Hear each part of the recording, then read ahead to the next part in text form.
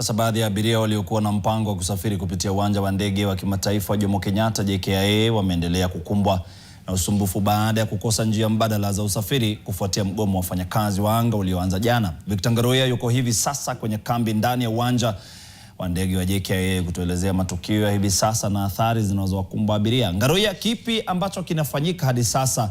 Je, kuna mwonekano kwamba mgomo utakamilika?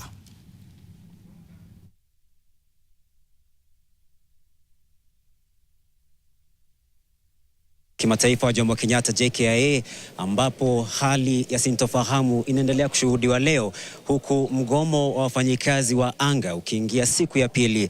Shughuli za angani taifa zinaendelea kuathirika kufuatia hatua ya chama cha wafanyikazi wa sekta ya anga KAU kuendeleza mgomo wao, wakilalamikia kile wanachokitaja kuwa ukiukaji wa haki za wafanyikazi na kutotimizwa kwa matakwa na uongozi wa mamlaka ya usafiri wa anga nchini KCAA.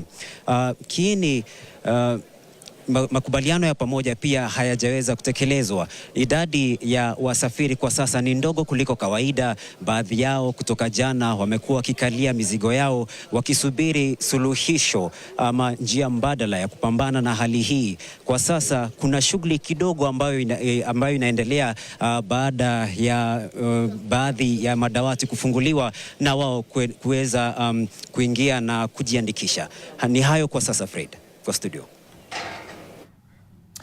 Shukran sana Victor Ngaruya. Hali ambayo inaonekana bado ni tete kwenye viwanja tofauti kutoka Mombasa, Kisumu, hapa Nairobi JKIA, hali ni ile ile baada ya mgomo wafanyakazi wa viwanja vya ndege. Tunataraji kwamba haya yatatutuliwa. Sasa tuingilie masuala ya uchaguzi mkuu mwaka ujao. Ni kwamba tume ya uchaguzi